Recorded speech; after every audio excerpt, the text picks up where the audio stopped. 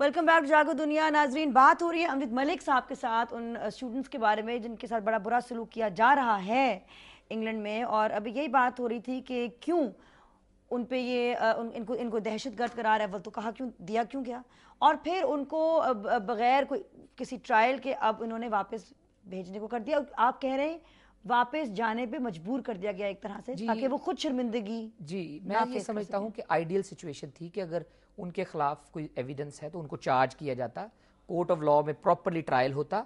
अगर वो गिल्टी होते तो सजा पाते, अगर नॉट गिल्टी होते तो वो बरी करार दिए जाते।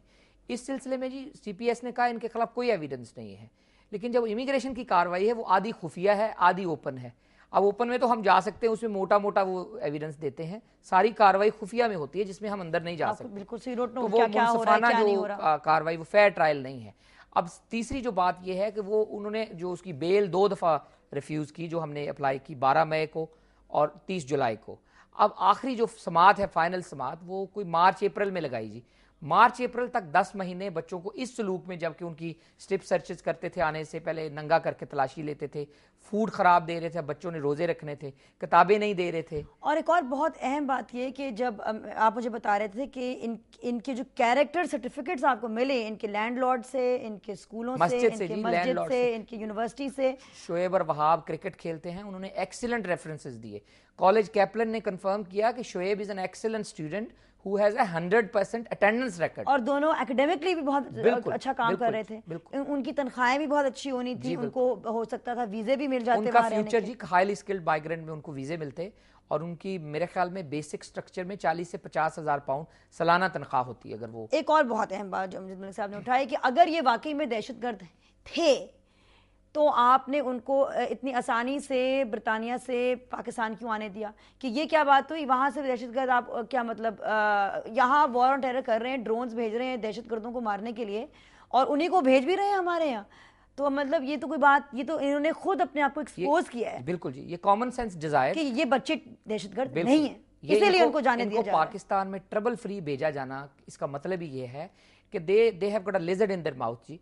वो ना निगल सकते हैं ना उगल सकते हैं। उनको पता है कि हमसे गलती हुई है, उनको पता है कि हम इसको चार्ज नहीं कर सकते, इनको फेयर ट्रायल नहीं दे सकते, तो वो ये समझते हैं कि अगर ये वापस चले जाएं तो हमारी फेस सेविंग एक्सरसाइज। हम यहाँ पे पाकिस्तान में, पाकिस्तान की मीडिया, पाकिस्तान की हुकूमत क्या कर रही है कि हम इनको पकड़ें और कहें कि भाई आप ये हरकत क्या कर रहे हैं? सबसे पहले तो जी पाकिस्तानी मीडिया को खराज तहसीन पेश करना चाहिए कि 21 अप्रैल के बाद अगर किसी ने उनकी आवाज़ उठाई है तो पाकिस्तानी मीडिया है। पाकिस्तानी मीडिया ने, हमने बरतानिया में बैठ के पाकिस्तानी मीडिया के जरिए उनकी पलाइट उठाई है।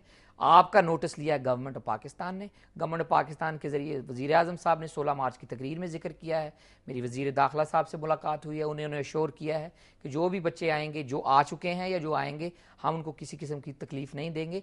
और हमने गुजारिश की है कि वज़ारत ख़ारजा से कहा जाए, इस सिलसिले में मियाँ शहबाज साहब से भी मुलाकात हुई है, उन्होंने बड़ी दिलचस्पी से बच्चों का केस सुना है, और हमने ये दरख्वास्त की है कि वज़ारत ख़ारजा कम अज़ कम ये बरतानवी हुकूमत को कहे कि ये हमारे बच्चे स्टूडेंट्स हैं, आप या इनको चार्ज करें और ट्रायल दें, फेयर ट्रायल दें, और अगर वक़रार वाकई सजा दें अगर वो मुजरिम है या किसी भी चीज़ में मुलव्वस है। अगर नहीं है तो ये फेयर ट्रायल नहीं है, और आप हमारे साथ इंटेलिजेंस शेयर करें। बिल्कुल, और ये कोई इंसाफ तो ना हुआ कि उनके करियर्स पे एक दाग धब्बा लग गया, उनको वापस भेज दिया शर्मिंदा करके बच्चों को, उनकी पढ़ाई भी नहीं ख़त्म होने दी।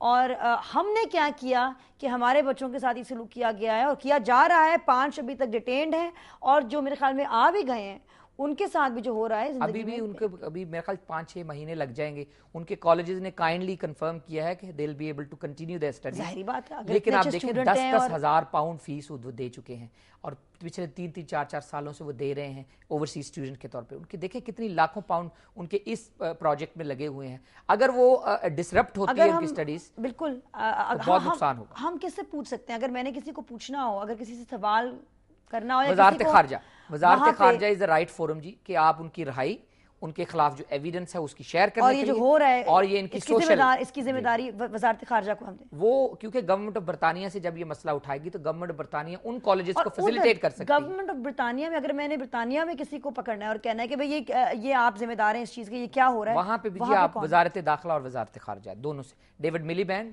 और जो दूसरे हैं वजीर दाखिला।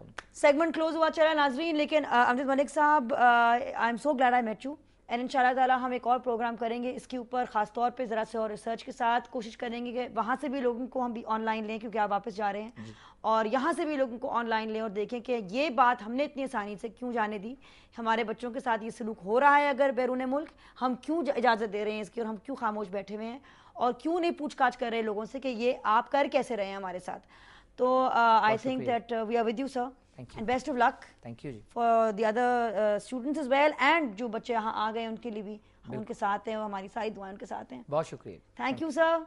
और नाजरीन हमारे साथ रहिएगा, क्योंकि आपके SMS भी पढ़ने हैं, खास अवाम भी मौजूद है, और अमजद इस्लाम अमजद भी हमारे साथ मौजूद होंगे.